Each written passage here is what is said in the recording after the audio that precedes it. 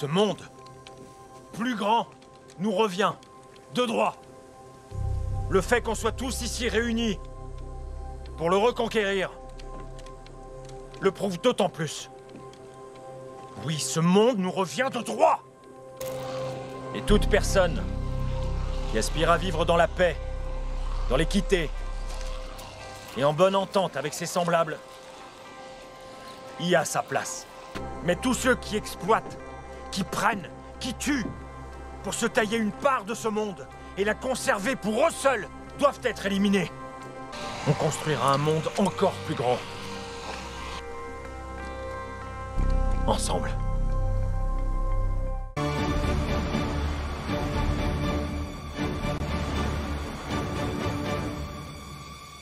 Non!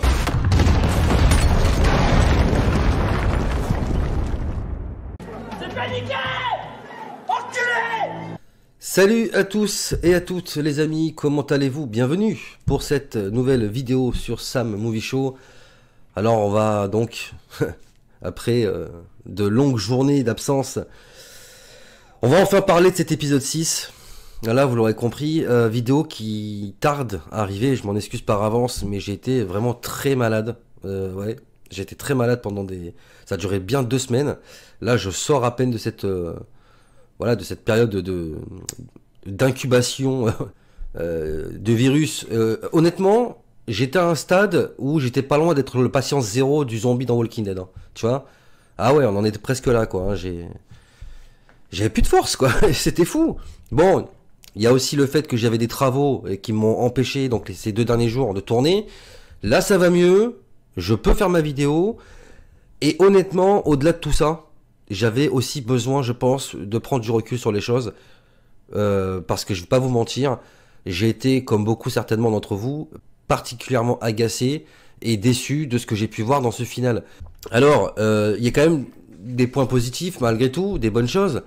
Je peux concevoir, bien évidemment, que parmi certains d'entre vous qui attendaient justement à ce qu'on boucle un peu l'arc scénaristique autour de Rick et Michonne, qu'on ait une fin avec la CRM, etc., et qu'on ait surtout des retrouvailles, ben, je pense que vous avez été partiellement satisfait, mais pour tous les fans qui vraiment attendaient quelque chose de plus grandiose, avec bien évidemment une cohérence aussi également par rapport au spin-off, hein, tout simplement, parce qu'on utilise quand même pas mal de spin-off depuis quelques temps, et puis aussi une grande guerre à venir, enfin on utilise beaucoup de choses, et au final j'ai l'impression que ça a été un petit peu un pétard mouillé. Alors, globalement, j'ai pas détesté, bien évidemment, l'épisode dans son intégralité. Je ne remets pas non plus en cause l'intégralité de ce spin-off, qui pour moi avait quand même un très bon potentiel, qui, dans sa globalité, surpasse de très loin quand même tous les spin-offs qu'on a eu jusqu'à présent, et qui surpasse même de très loin certaines saisons de la série mère. Le problème étant que je pense que les attentes ont été beaucoup trop hautes en comparaison de ce que l'on nous a montré dans cet épisode, et je pense que c'est de là que vient la frustration. Alors je tenais quand même à préciser une chose, c'est que les attentes que l'on pouvait avoir, que ce soit en tant que vidéaste ou en tant que juste fan qui consommons du Walking Dead, on se les est pas faites non plus par plaisir. C'est-à-dire que si on s'est fait autant de hype, c'est parce que c'est ce qu'on nous a teasé tout au long de ces années, c'est ce qu'on nous a montré. On a Rick qui a disparu depuis plus de 6 ans, enfin... Il a disparu depuis plus longtemps que ça dans le lore de la série, mais en tant que spectateur, ça fait 6 ans qu'on a vu Rick disparaître. Donc forcément, on attend un retour épique. Bon, c'est plus ou moins ce qu'on a eu, mais le final est quand même... Waouh. Je pense que j'ai jamais autant senti de déception dans un final de série que depuis la saison 8 de Game of Thrones, hein, très clairement. Et encore une fois, je fais un parallèle très souvent avec Game of Thrones parce que malgré que ce final, enfin, et encore quand je dis le final, c'est vraiment le dernier épisode, tout comme ça a été le cas pour Once You Live, ça ne remet pas en cause tout le reste qui était pour moi excellent, quoi. Hein. Pour ceux qui ont regardé Game of Thrones, rappelez-vous de ce qu'était la bataille de Winterfell ou la destruction de Port-Réal, c'était vraiment 2 épisodes. J'ai jamais vu dans le rendu d'un épisode, dans ce que pouvait proposer une série, je n'ai jamais vu quelque chose d'aussi colossal que ce que nous a proposé Game of Thrones, et même, j'ai envie de dire, au-delà de sa saison 8, dans l'intégralité de sa série. D'ailleurs, si vous ne connaissez pas cette série, que vous l'avez jamais regardée, mais vraiment, foncez la regarder les yeux fermés, quoi. Non d'ailleurs, ouvrez-les parce que vous risquez de rater des choses sinon. On va débriefer un petit peu cet épisode. Alors, je l'avais évoqué dans la vidéo critique de l'épisode 5 et dans d'autres vidéos également, qu'on pouvait s'attendre également à un final qui allait nous la mettre à l'envers, quoi, très clairement. Souvenez-vous, dans la vidéo précédente, enfin de l'épisode précédent, pardon, j'avais évoqué la possibilité par rapport à ce que dit Michonne à jadis, avant de mourir bien évidemment, que ils vont retourner donc à la CRM pour récupérer ce fameux dossier, mais également mettre un terme à la CRM. C'est clairement les mots de Michonne. Et à partir de là, on pouvait sentir venir le truc, sauf que mon âme de fan me disait c'est pas possible que ça soit aussi simple. Ils peuvent pas réussir aussi facilement à se débarrasser de la CRM, à se débarrasser du Major General Bill, et on conclut comme ça en espace de 40 minutes. Parce que c'est vrai que on pouvait penser que l'épisode serait beaucoup plus long pour un final, et en fait pas du tout. En 20 minutes c'est bouclé. Hein. En 20 minutes c'est bouclé. Ça m'a fait repenser, si vous voulez, à toutes ces mauvaises choses qu'on a eues dans les dernières saisons, notamment avec l'arc des chuchoteurs, où on a le combat contre Beta qui dure littéralement 10 secondes dans le spin-off. Voilà, en 10 secondes c'est terminé, il n'y a plus de Beta. Les chuchoteurs, on les extermine, on les balaye en... Mais vraiment, il doit se dérouler même pas 10 minutes, montre chrono, pour finir l'arc des chuchoteurs, quoi. Et c'est exactement ce qui va se passer dans cet épisode avec le Général Bill et la CRM. C'est-à-dire qu'on a deux personnages, donc Rick et Michonne, qui a eux deux, grâce au pouvoir légendaire de l'amour, hein, là on n'est plus du tout dans Walking Dead, on est dans les bisounours, vont exploser littéralement l'armée du Général Bill, et Bill va mourir au bout de 20 minutes d'épisode, mais en plus vraiment en très peu de temps, quoi. Il doit se dérouler 30 secondes, pas plus, avant que Rick ne le tue avec sa propre arme en plus. Et puis même tout le traitement qui est fait au Général Bill, le fait qu'on le tue aussi facilement, qu'on le transporte dans une espèce de boîte comme ça, qu'on le tienne en laisse en mode comme un toutou parce qu'il va servir de piège pour dégoupiller des grenades, etc. Enfin, waouh!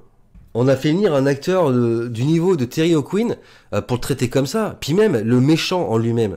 On utilise ce méchant-là, la CRM, etc., comme le méchant le plus impitoyable de la série, l'armée la plus dangereuse et la plus dure qu'on ait jamais eu à affronter dans la série, et tout est bouclé en 20 minutes. C'est-à-dire que tout ce qu'on utilise depuis la saison 8, avec jadis, ces hélicoptères, la communauté un peu secrète dont elle fait partie, on a également un spin-off totalement centré sur la CRM. On a 2 saisons d'un spin-off qui en plus fallait se le taper le spin-off. Hein. Moi personnellement j'ai pas vu la saison 2. D'après les retours que j'ai eu, apparemment la saison 2 est largement meilleure que la première. Peut-être qu'à l'occasion je reverrai tout ça. Mais moi j'avais pas du tout accroché et adhéré à ce spin-off. Mais il n'empêche qu'on a eu un spin-off entièrement centré sur cette communauté-là. Donc on nous fait monter un peu toute cette sauce, toute cette hype. On a Scott Gimple, c'est encore une fois, je l'ai évoqué dans la vidéo précédente, où il dit oui, moi j'ai envie d'un spin-off qui va réunir tout le monde, etc.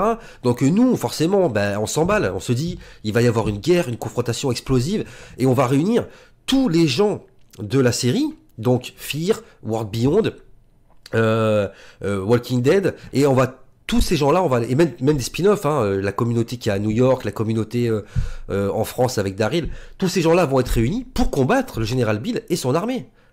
Et pas du tout, en fait. Pas du tout. Dans ce spin-off, Michonne va récupérer le dossier comme c'était prévu. Même ça, hein, d'ailleurs, là je fais une petite parenthèse par rapport à ça. Ce que je vais vous dire n'est même pas une blague. Hein, ça pourrait faire rigoler ou faire sourire dit comme ça. Mais le dossier de jadis, Michonne va le récupérer donc dans son appartement, caché dans le trou du cul d'une sculpture en forme de chat. Littéralement, le dossier il est caché dans le cul du chat, quoi. Je sais pas s'il faut le prendre avec le sourire ou s'il faut être vraiment choqué par ça, je sais pas. C'est un petit peu comme si nous on était le chat, tu vois, et nos attentes c'était le dossier de jadis, tu vois. Et regardez ce que j'en fais de vos attentes, moi. Dans le fion du chat. Non mais sans déconner. Là je suis un peu excessif, hein, bien évidemment. Alors, c'est vrai que ça a été une surprise pour moi. Hein, pas qu'il soit caché dans le trou du cul, hein, qui est vraiment un dossier. Ça a été une surprise pour moi parce que longtemps j'ai pensé que en fait c'était du flan. Il n'y avait pas de dossier. Que jadis, et ça aurait été très cohérent avec son personnage, qui a toujours manipulé les gens, etc. Ça aurait été cohérent qu'elle mente à propos du dossier. et que bah, elles se servent de cette fausse excuse pour maintenir une sorte de pression sur Rick, pour l'empêcher de faire n'importe quoi. Ça aurait eu du sens, mais non, effectivement, il y a bien un dossier. Et là, bah, je suis tenté de vous dire que je suis un peu déçu, parce que il y a un truc qui m'a choqué dans cet épisode tout au long, c'est la non-sécurité qu'il y a à Cascadia, quoi. C'est-à-dire que on a la communauté, encore une fois, qui est le CRM, qui est l'armée la plus dangereuse, la plus menaçante du monde actuel. Et c'est pas moi qui le dis, c'est clairement les mots du général Bill. Hein. C'est la plus grosse armée qui existe. Hein. Ils ont des soldats partout, des espions, machin, on va y revenir. Bref, c'est colossal. Ils vont exterminer des communautés de plus de 20 000 personnes, au KLM et sans pression. Des petites communautés qui s'aventuraient un peu trop près de la CRM, on les défonce. Hein, c'est ce qu'on a vu notamment avec l'épisode de Michonne, où le peu de personnes qui l'accompagnent se font pulvériser à coups de gaz chlore. On défonce, notamment on l'a vu avec l'hélicoptère dans lequel se trouvaient Rick et Michonne. Il se fait déboîter par un autre hélicoptère de la Civic République parce qu'il ne faut laisser aucune trace de leur existence. Personne ne peut rentrer ni sortir comme ça. Et en termes de sécurité, dans cet épisode, c'est du what the fuck sur what the fuck à tous les niveaux. Déjà le dossier, là où il est planqué, j'ai beaucoup de mal à penser ou à croire qu'il n'y ait pas quelqu'un qui soit tombé dessus. Déjà, ça, c'est la première des choses. Ensuite, on peut revenir également sur la mort de Bill, mais il n'y a aucun soldat qui surveille sa porte. C'est-à-dire que tu as les deux mecs qui se battent dans le bureau, il n'y a personne qui protège le général Bill. Alors que, je suis désolé, mais ça devrait être la logique dans n'importe quelle communauté que à tout moment, il peut y avoir quelqu'un qui, peut-être pas d'accord avec toi, on ne sait pas ce qui peut se passer. Hein. Il n'y a pas de sécurité. Les bonbonnes de gaz, les grenades dont vont se servir Rick et Michonne pour tout faire péter, il n'y a pas de surveillance non plus.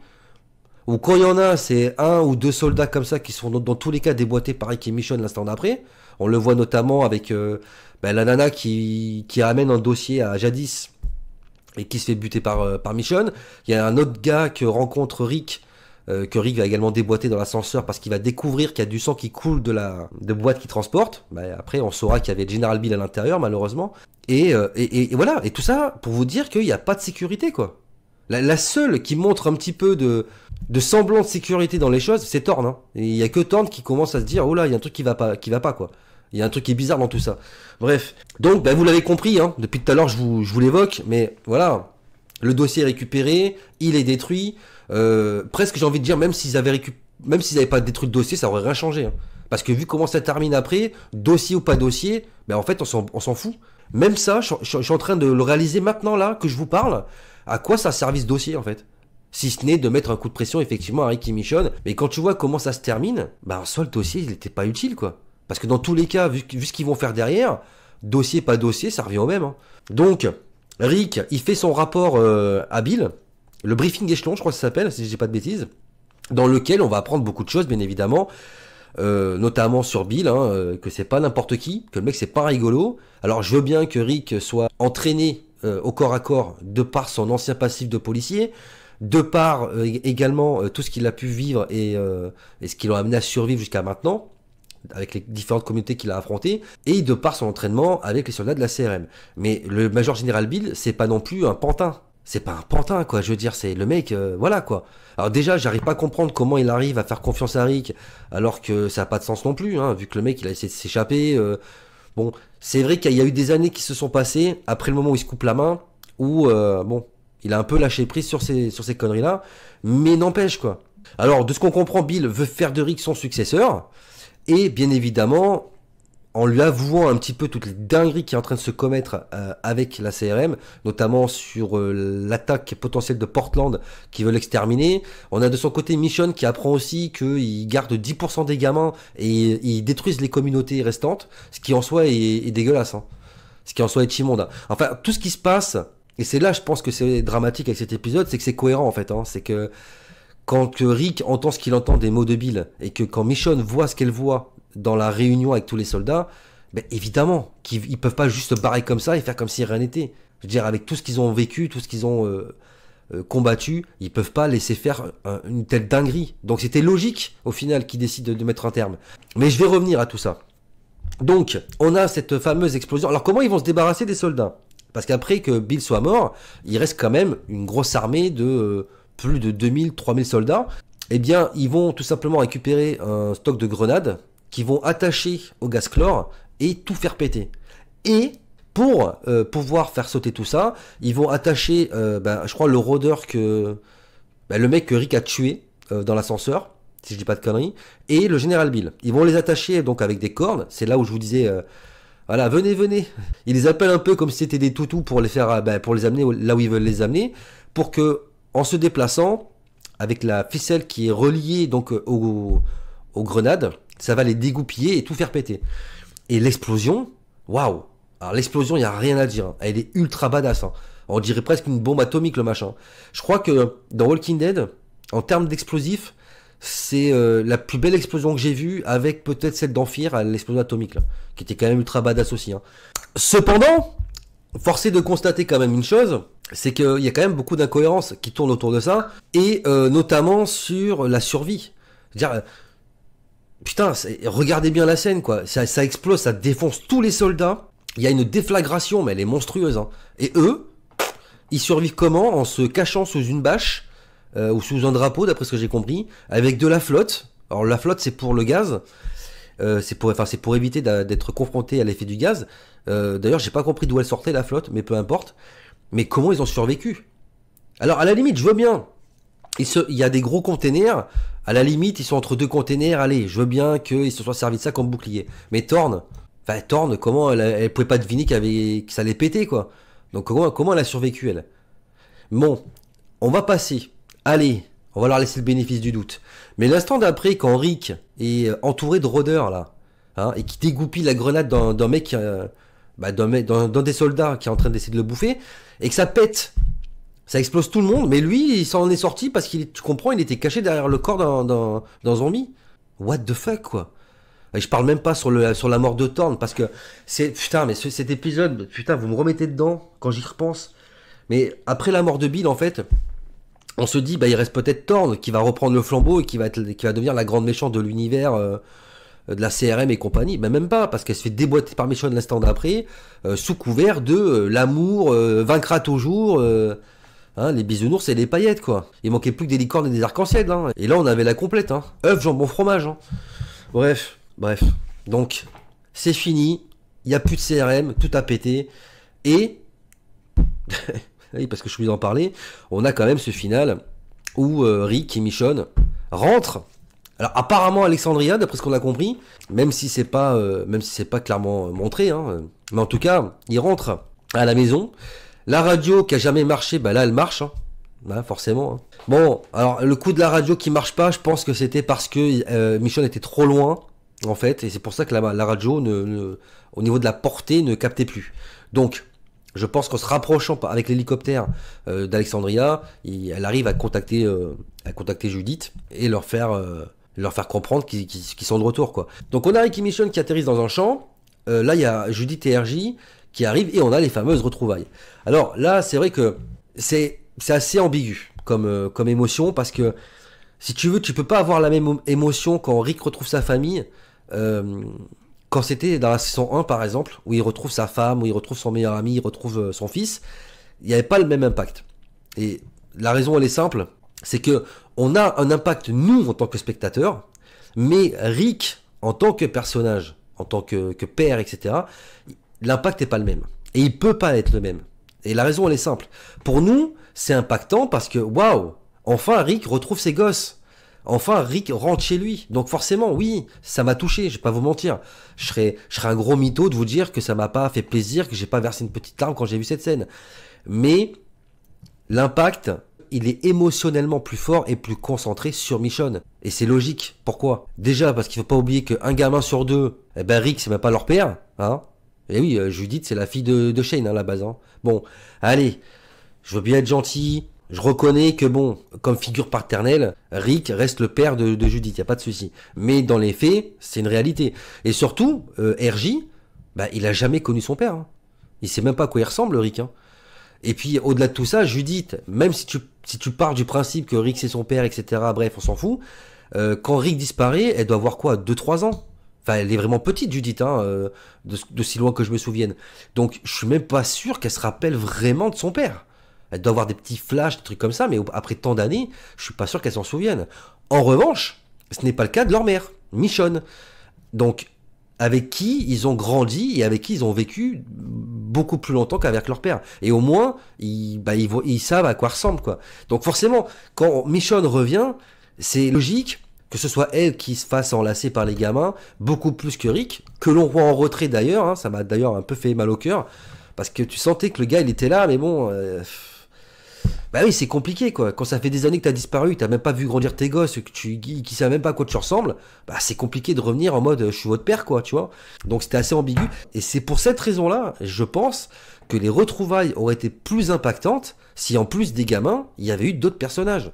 Alors, je me doute bien qu'en termes de planning, de budget, machin, etc., c'était peut-être compliqué de faire revenir des gens, et on ne demandait pas de faire revenir tout le monde. Mais en sachant que tu avais déjà des acteurs qui sont revenus pour des spin-offs, comme Carole. Ça coûtait quoi de la faire revenir? De faire revenir Gabriel, que tu as déjà fait revenir dans l'épisode d'avant. De faire revenir Aaron ou Ezekiel. Je sais pas. Tu fais revenir, pas tous les personnages, mais au moins un ou deux personnages qui au moins accompagnent les gamins dans le champ. Parce que bon, je veux bien que la CRM se soit terminée, mais le monde apocalyptique envahi de rôdeurs, il existe toujours, lui. Donc que les gamins se barrent tout seuls dans le champ pour aller chercher leurs parents... ça aurait été quand même plus logique qu'il y ait des gens qui les accompagnent, des gens de la communauté d'Alexandria. Et autre chose, au-delà du fait qu'on ne revoie personne au niveau des retrouvailles à ce moment-là dans le champ, c'est qu'on n'ait pas un plan épique sur un lieu iconique de la série. On ne revoit pas ni Alexandria ni le Commonwealth. Et ça, je vous l'avais évoqué, bien évidemment, dans une autre de mes vidéos, où je vous avais expliqué que Alexandria, ça me paraissait compliqué de les revoir, parce que les décors de cette communauté-là ont été tout simplement vendus. Et ont été démontés, je crois bien. Donc, mais ça coûtait rien de faire, allez, au moins reconstruire les portes d'Alexandria, quoi. Mettre un fond vert. Ou refaire cette scène, mais devant le Commonwealth, vu que les décors du Commonwealth, eux, existent toujours. Bref, je pense qu'il y avait mieux à faire. Et en fait, tout le problème de cet épisode, c'est que c'est pas que c'était nul. C'est juste que c'était pas le bon moment, en fait. C'était pas le bon moment pour faire ça. Parce qu'il y avait tellement de choses à faire. On nous a vendu encore une fois l'arc du CRM depuis des années comme étant un truc de fou. Et tout a été bâclé et terminé en 20 minutes. Alors que nous, on s'attendait à des choses bien plus grandes. À une confrontation. Parce que comment tu fais ramener les autres communautés de World Beyond? D'ailleurs, World Beyond, encore une fois, à quoi a servi ce spin-off? À quoi il a servi? On n'a même pas revu les personnages de World Beyond. Alors que si tu devais les faire revenir, il fallait les faire revenir dans la CRM. Même si tu les voyais qu'un court instant dans un des épisodes, bah, au moins pour ceux qui ont aimé ce spin-off, ça aurait pu leur faire plaisir de les revoir. Pareil, on a, je l'avais évoqué dans la vidéo théorie, on a une espèce de teasing avec un plan à côté de l'endroit où se trouve Thorne, dans un bureau. Il y a écrit PPP. Et c'est vrai que j'avais évoqué la possibilité d'un retour de Is. Ou au moins d'une explication de qu'est-ce qui est devenu ce personnage, où est-ce qu'il est vivant, est-ce qu'il est mort, et surtout, on devait avoir une explication sur le PPP. Qu'est-ce que ça veut dire? Et les amis, expliquez-moi, est-ce que c'est moi qui ai mal vu l'épisode? Pourtant, je l'ai vu 2 fois, hein, avant de faire cette vidéo. Hein. Je l'ai vu en VO, et je l'ai vu en français. Je me suis dit, peut-être que je vais louper quelque chose. J'ai regardé quelques vidéos qui tournent sur YouTube, etc., j'ai jamais vu personne qui a parlé, qui avait une explication de ce truc-là. Donc on l'a même pas eu. On n'a pas eu ni le retour de Is, ni qu'est-ce qu'il est devenu, qu'est-ce que ça signifie les PPP, alors que c'est clairement montré dans un plan, dans la scène. Donc ça, on n'a pas de réponse. Où est passé Esteban? Parce que lui, c'est pareil, hein, on l'a vu un épisode, ça avait l'air d'être un personnage assez sympa, qui avait l'air d'être plus ou moins pote avec Rick, plus ou moins de son côté, et... je sais pas à quoi il a servi, hein. On ne l'a pas revu. Hein. Et je sais même pas si on va le revoir, ce pauvre gars. Hein. C'est dramatique. Hein. Pareil, dans les autres questions que l'on pourrait se poser, à quoi ça a servi tout ce bullshit avec le père Gabriel? À quoi ça a servi de le faire revenir? À quoi ça a servi surtout cette scène où on le voit mettre les yeux au ciel quand il entend les hélicoptères et être terrorisé au point tel que le mec va faire une prière? Ce qui nous disait clairement à nous qu'il y avait une dinguerie qui allait arriver ou qui était déjà arrivée. Et en fait, non. Il n'y a rien eu, quoi.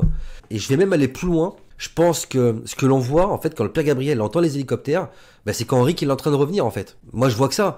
Et je pense que lui, il prie parce qu'il doit penser que c'est jadis et que, comme elle vient d'une communauté peut-être un peu dangereuse, d'après ce qu'elle a eu l'air de lui expliquer, bah, peut-être qu'il a peur qu'il se passe quelque chose. Ou alors, Et là, je viens juste de l'imaginer dans ma tête. Putain, je suis un génie en fait. Il parle à un moment donné que ils sont en train de crever de faim, je crois. Il me semble qu'ils disent un truc comme ça et qu'ils comprend pas qu'elle soit dans une communauté qui laisse crever de faim les gens. Et peut-être que justement l'hélicoptère, souvenez-vous, hein, dans le final, on voit quand Rick et toute sa famille s'enlacent dans le champ, il y a des hélicoptères qui passent au-dessus d'eux et qui ont l'air de tenir des espèces de caissons. Alors moi au départ, je pensais que les hélicoptères étaient là pour ramener justement les communautés à la CRM.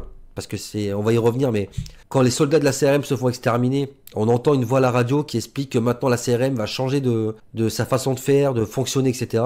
Et va prendre en charge maintenant les survivants qui ont envie de rentrer, quoi. Donc au début, je pensais à ça.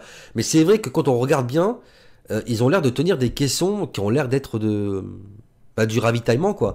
Et peut-être, en fait, que quand Gabriel il voit ces hélicoptères avec ces caissons, il se dit, il prie parce que enfin, c'est un miracle, on va nous donner à bouffer.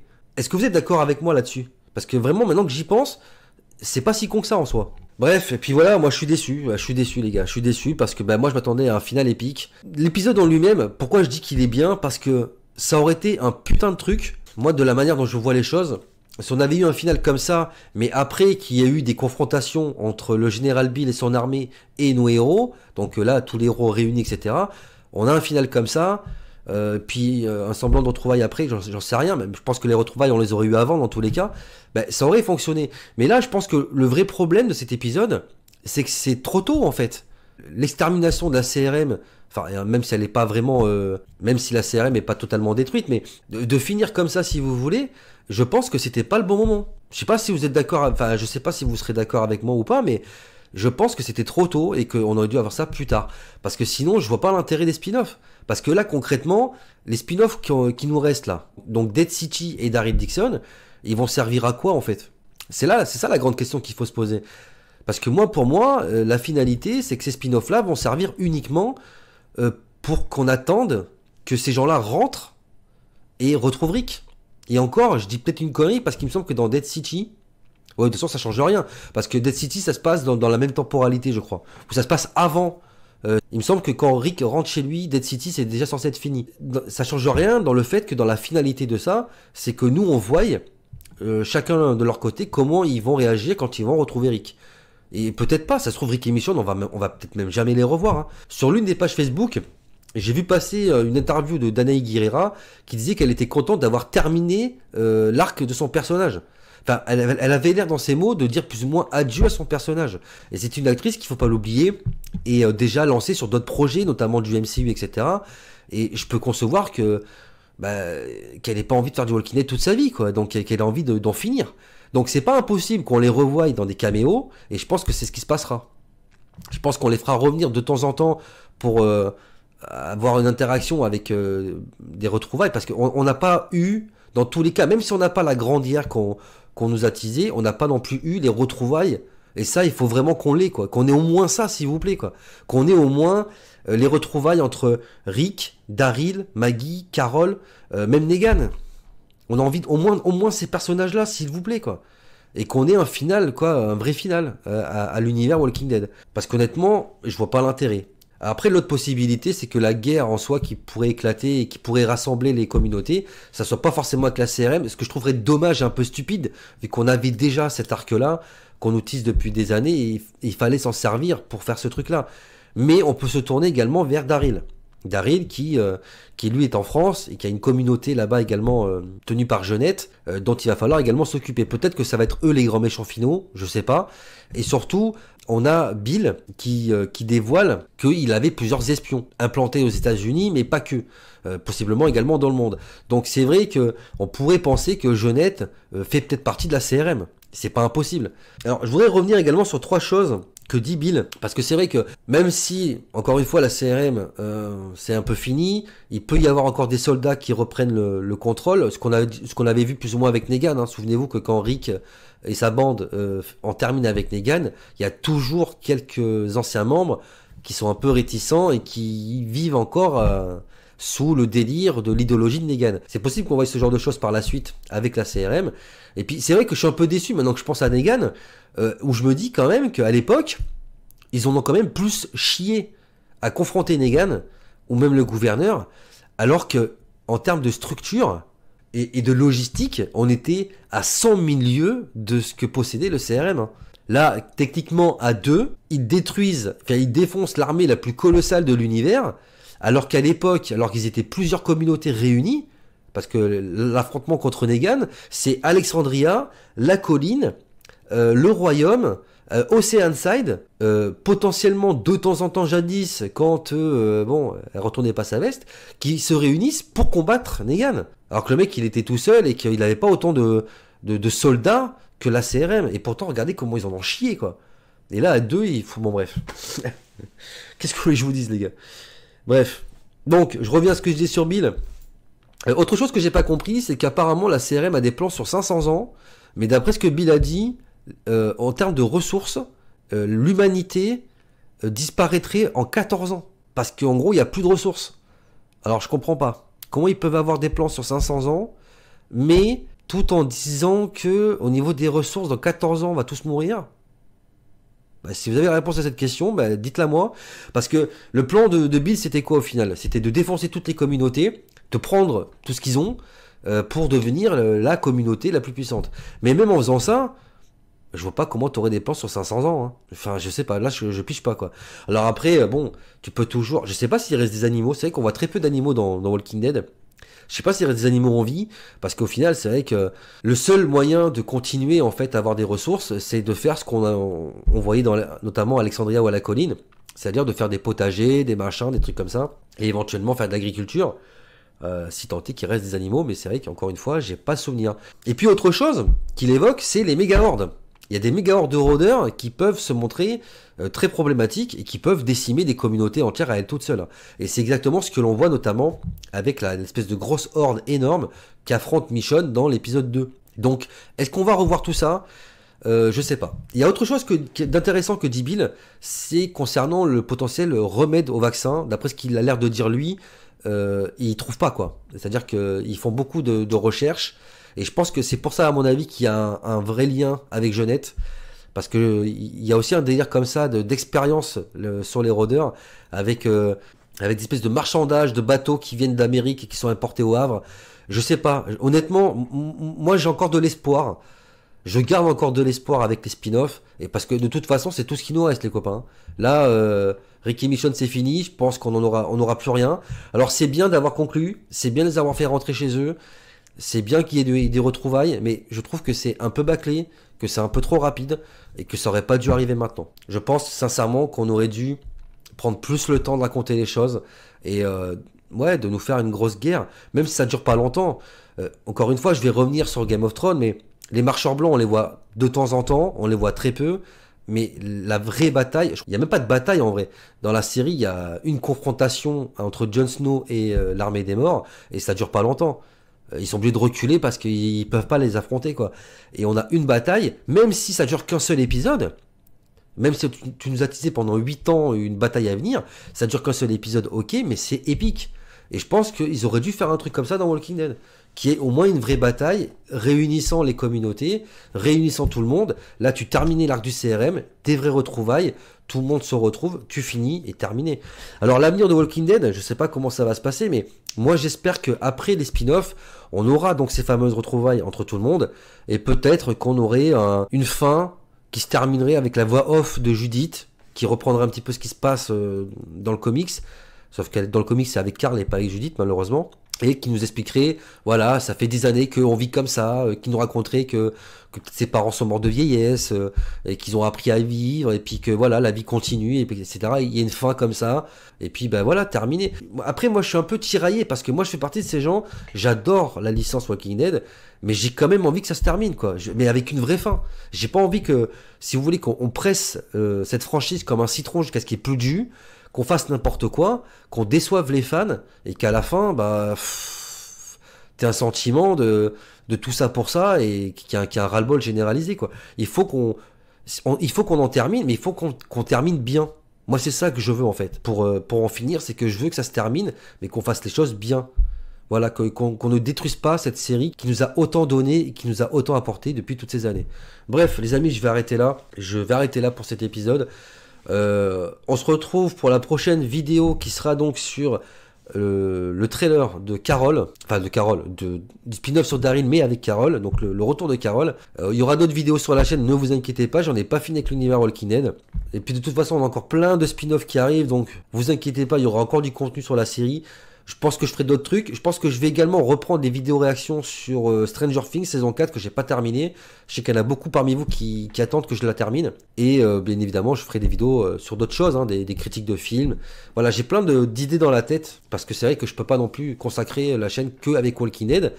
Parce que bah, tôt ou tard, ça va se terminer. Hein, donc il faudra bien que je fasse autre chose. Enfin bref les amis, dites-moi ce que vous avez pensé de cet épisode 6. Quels sont vos avis en fait? Qu'est-ce que vous en avez pensé?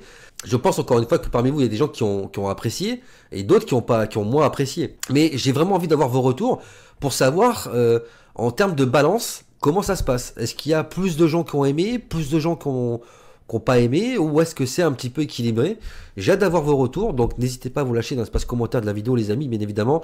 Dites-moi ce que vous avez pensé de cet épisode, quels sont vos avis et comment vous voyez la suite, bien évidemment, de la série. Peut-être que je ferai une vidéo avec vos commentaires, c'est une idée que j'ai eue aussi, genre faire une vidéo qui s'intitulerait un truc du style qu'est-ce que vous en avez pensé en fait. Mais bon, je verrai ça dans une prochaine vidéo, je vous en parlerai un peu plus. En tout cas les amis, avant de partir, comme d'habitude, n'hésitez pas à vous abonner, liker, clocher, partagez, bref, lâchez-vous dans l'espace commentaire de la vidéo. Et quant à nous, on se retrouve très bientôt pour une prochaine vidéo sur la chaîne. D'ici là, portez-vous bien, prenez soin de vous et des autres. À la prochaine, big up!